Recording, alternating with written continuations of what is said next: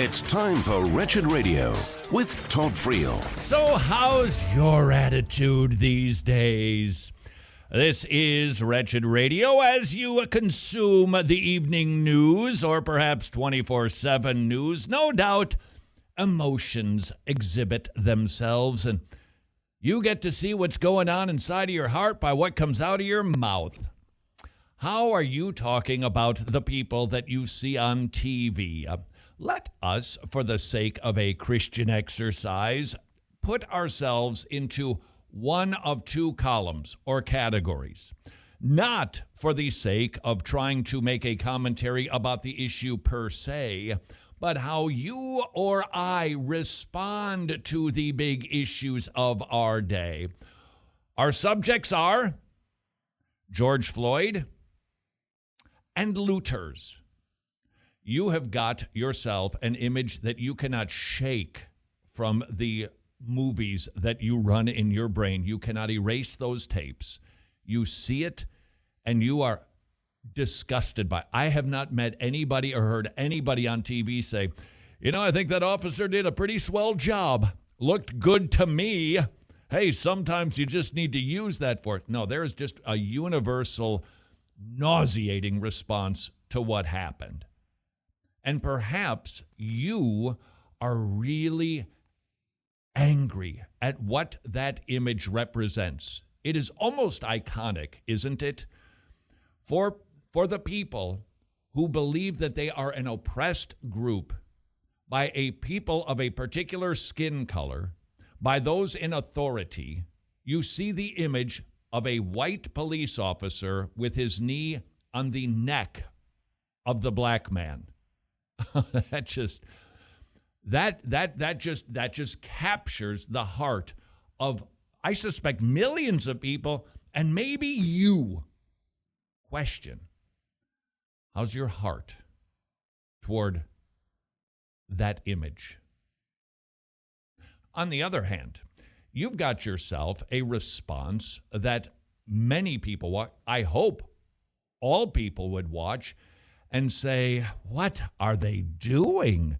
That's not a protest. That is just criminal behavior, looting and rioting. And you throw in all of the other issues that go with it, liberal leadership, the response of government, and you have got all kinds of emotions that are created from seeing those images, perhaps toward a particular people group. Both of these issues can generate emotions toward people of a different skin color. I wonder if anybody has genuinely escaped having a sinful emotion one way or another. I wonder. Is it possible that you and I, no matter which one of these stories, which one of these narratives most concerns you or agitates you or causes you to have sinful feelings, whichever side it is, I wonder if you and I, forget the world, forget the pagans, they can't do this, but we Christians can. I wonder if you and I need a little help from our Bibles to help us process what we are seeing, to deal with the emotions that no doubt have come up inside of you. Romans chapter 12. Paul has been preaching the gospel basically for 11 chapters. It is unmistakable, this legal document called the book of Romans, laying out the doctrine of justification, the doctrines of sanctification, talking about the nation of Israel, talking about in Romans chapter 12, kicking it off now, be a living sacrifice to God. Be a different people. Look at the headlines. Living sacrifices to God. Verse 3, serve God with your spiritual gifts. Verse 9, behave like a Christian. Let's see what God would say about our emotions. Whatever yours happens to be today, let's see if we all need a little bit of help. Let love be without hypocrisy. Abhor what is evil. That's right. And by the way, whichever side you're on, if you don't abhor the other evil, oops, you're out of balance. Oops. If you let's just remember, we're talking about two camps, and I'm not doing the first and the second or the greater and the lesser. There's just two sides here, two big issues that we're confronted with on our TV screens, and the issue of George Floyd. We'll let the courts figure out exactly what the correct remedy is, but is there anybody who doesn't see that and go, what in the world was just shocked by it? What is it? Well, we're going to let the courts figure out the legal aspect, but I do know this. It was sin. It was evil. And I should abhor that. I abhor that. Do you abhor it? You should. Now, let's just say you are one of those who, that was not a problem for you. You absolutely abhor what happened to George. The looting and the riots, well, perhaps you think they're understandable. Perhaps you say, well, it's not the greatest, but I get it. Hold on. You're called to abhor what is evil. Abhor that. That's evil.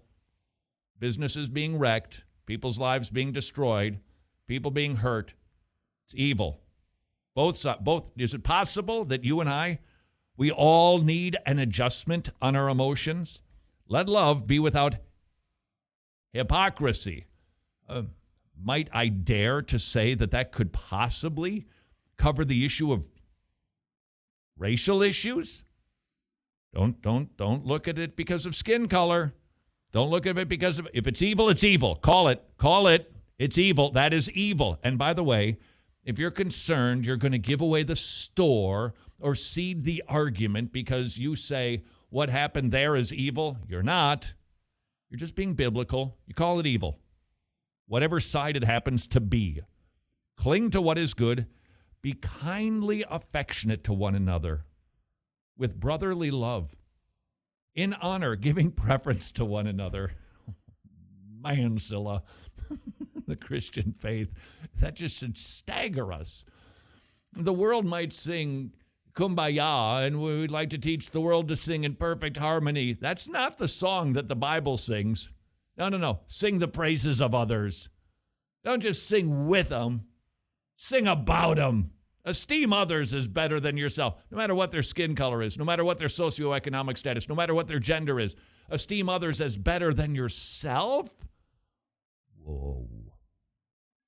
Esteem one another, brotherly love, in honor, giving preference to one another, not lagging in diligence, fervent in spirit, serving the Lord, rejoicing in hope. Have you kind of lost hope for those people? Black, white, whichever it is for you. Patient in tribulation, continuing steadfastly in prayer, distributing to the needs of the saints, given to hospitality. Speaking of distributing everything to the saints, do you know that we actually saw an issue of, let's call it racism in the book of Acts? You had a little church scandal going on. You had the Gentile widows saying, we're not getting the type of treatment that the Jewish widows are getting here. And it needed to be addressed. It needed to be curtailed. It needed to be clipped because it was sin. These issues that we see today, they're nothing new. So this book, it is 100% relevant for our time. The issues we see today, they were going on back then. Bless those who persecute you. Bless and do not curse. Do you need an adjustment in that? Are you cursing the people on the TV screen? You calling them names? Are you angry at them? Whichever one you happen to be. And by the way, this isn't just black people. The George Floyd thing is, and the looting white. No, it seems you got people all over the place. So I'm not pointing a finger at this skin color versus that skin color. Whatever your issue happens to be, whoever you're angry at, God is calling you to not curse, but to bless. He's commanding us to do that. Rejoice with those who rejoice. Weep with those who weep. There are people who are weeping right now, both sides. Are we willing to weep with them?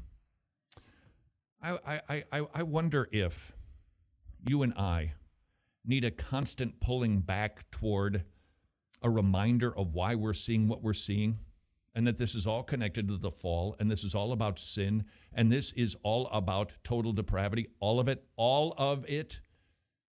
And as you can have the tendency, the proclivity to get angry at people because those people, fill in the blank, whatever your blank happens, whatever those people are, those people.